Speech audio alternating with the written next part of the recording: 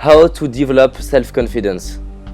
Well, the first thing I tell people is that many of us start out, like I did, as what I call a wuss, W-U-S. We kind of feel kind of worthless, ugly, stupid from a lot of things that have happened either in our childhood or in early jobs. And we have to, as we're building self-confidence, and I'll give you a couple tools for that, as we're building self-confidence, we have to remember that when that little wuss pops its head up, we have to just look at it and say, not now. You can come back later, but not now. Right now, I've got better things to do and bigger and better places to go. And yes, and what's the first thing you have to do to become confident? Know what you can do. Absolutely know what you can do that other people can't. Everybody is trying to live up to someone else. All you have to live up to is your own, what you've done in your life, whether it's starting a business or whether it's just graduating high school without killing your parents, or whatever it is that you've done. Be proud of it. I always tease that one of my favorite quotes is, pride goeth before self-discovery. You need to be proud of the things that you do in your life. So one exercise could be to list on a paper your success. Absolutely, absolutely. And they can be little tiny successes. They can be as easy as you learned to bake a cookie that you've always wanted to learn to bake and you never thought you could. It could be something that easy. Or it could be something really difficult, like walking into your boss's office, letting them know you're doing a good job and asking for a raise. That's tough.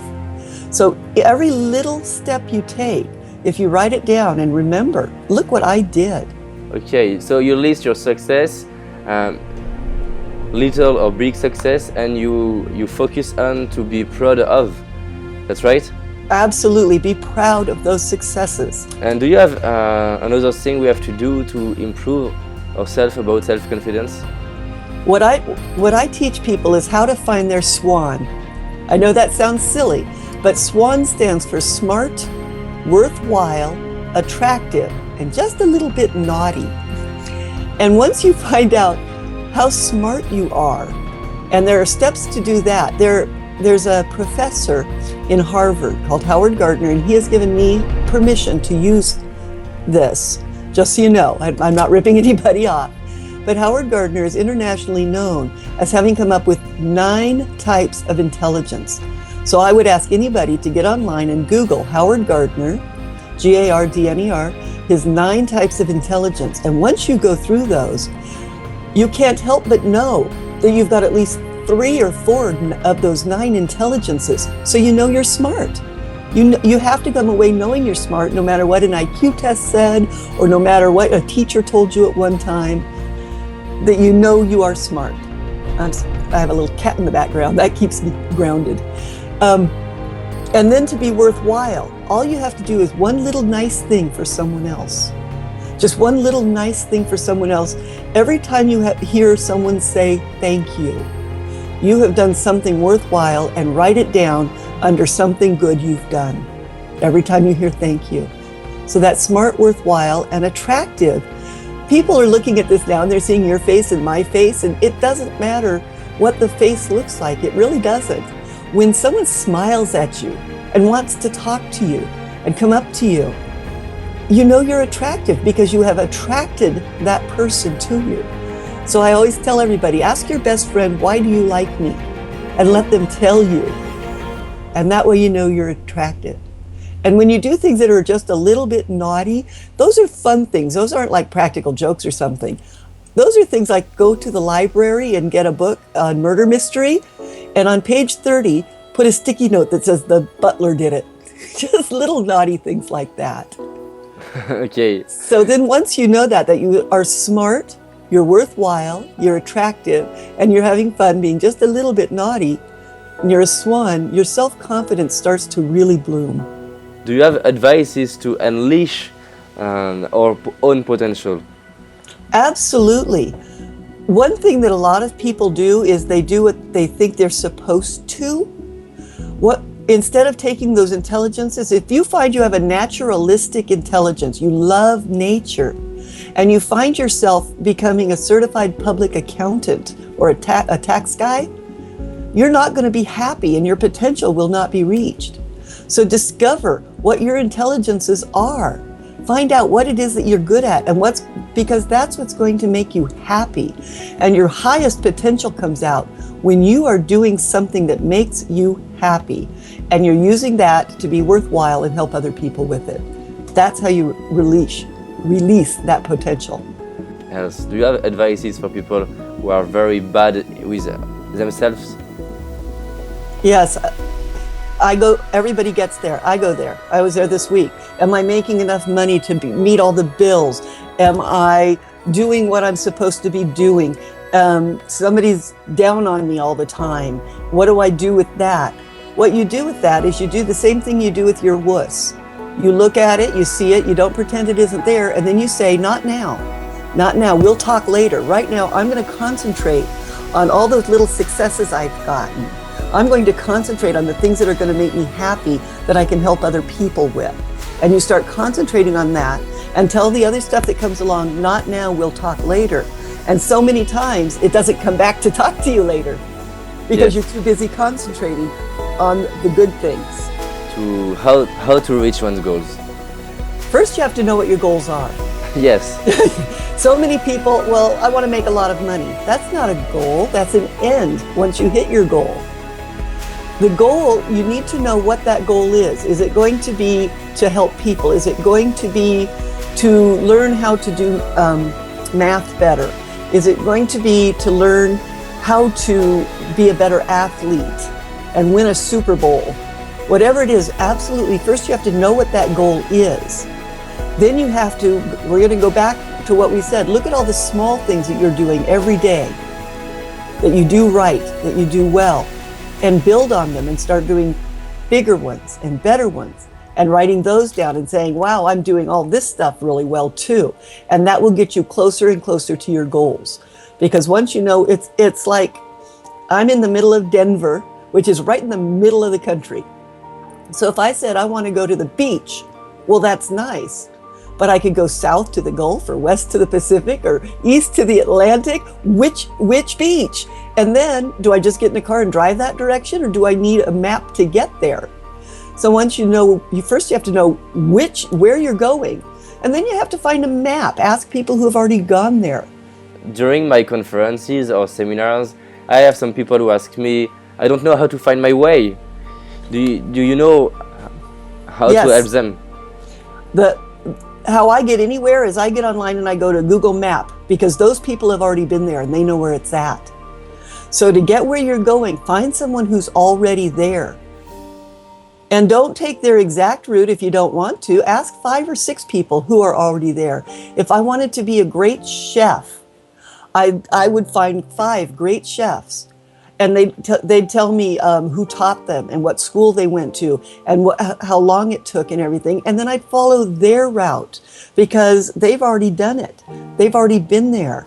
Don't get a machete and try and hack your way through the jungle on your own. Find the paths that have already gotten people there and follow those paths. Okay, thank you. You know, some people, they have some difficulties to focus on one thing. That's a little more difficult, because if that goes back to find out what your goal is. And if you've got 2 and 3 and 4 things you really want to do, I'll bet if you do a little bit of research, you can find where all of those come together into one thing. If you like to sew, if you like to do math, yes, if you like to go for walks, okay, those are 3 different things that I really love to do. Let's see how you do them. How about starting a little business, because that would take care of the math stuff. For people who like to sew, a little sewing shop. And in that sewing shop, you get people together that like to hike. And you can go hiking together as they come into your sewing shop. There is a way always to find ways to get all those things into one globe, into one goal. Sometimes it just takes a little more work, and you can ask again, ask friends, ask other people, how do you think that all these things that I love to do can come together? but they 90% of the time, they always can come together in one explosion of, wow, that's it. That's a goal. Thank you very much. Do you have some life lessons you wish to share to Yes. youth? To the youth, Yes. yes. Now, the first thing I want to say for the young people that are listening right now, since I'm not your mother, you're allowed to listen to me. That's what I like to tell. I'm not your mom, so you can listen to me. Back when I was young, I went to what they call junior high, but now they call it middle school. And I can remember, that wasn't like 2 lifetimes ago, because when I went there, I had braces with this big headgear all over my head. And I had these great big glasses that made my eyes huge. And I was a skinny little kid. Well, the youth that are listening to you now know that I was the one everybody else made fun of. I was the one that was the outcast, that made them feel better to make fun of me. That's what sat on my shoulder for so many years, is that I wasn't good enough, because during that time, all the kids made fun of me. Well, guess what? A few years later, I was in a beauty pageant, I was running my own business, and all of that did stay with me. It will stay with you if you let it. That's what I did. Was I had some very best friends. I only had 3. Wasn't popular in the whole school, but I had 3 very best friends that shared with me everything I needed to share. Make sure you find a very best friend, even just one, that will share with you when you have down times. Then make sure they know what is special about them, so they can let you know what is special about you, because I can guarantee there is something special about each and every person. I've seen it. And then when that thing pops up and says, you're not good enough, you're worthless, ugly, stupid, say, not now, we're going to talk later. And can I share with you, David, one thing that I told my daughter when she was a teenager? Yes. Here's something I would ask every young person to do when you're not feeling good enough. Get a piece of paper and write down the name of 3 of the perfect kids in your school. And I mean perfect, like they're nice and they're jocks, plus they're so smart, plus they're absolutely perfect and they're always sweet to everybody. If you cannot come up with 3 absolutely perfect kids, and I can guarantee you none of them are perfect, then allow yourself not to be perfect. Find out which intelligences you have by the Howard Gardner Multiple Intelligences. Find out which intelligence you have and work off of those. That's how smart you are. And then have your good friends that just love being around you. That's how attractive you are. And that's what you need to know to get some of this confidence to be able to go out there. They are very hard on themselves, and they think that other people are perfect and they're not. But since nobody is, you have to allow yourself not to be perfect. It's okay. Just find your intelligences. Some of them are like nature or dancing, or those are true intelligences, just like math and English. There are other kinds, spiritual intelligence. Those are true intelligences. So find them. Allow yourself to enjoy being how smart you really are.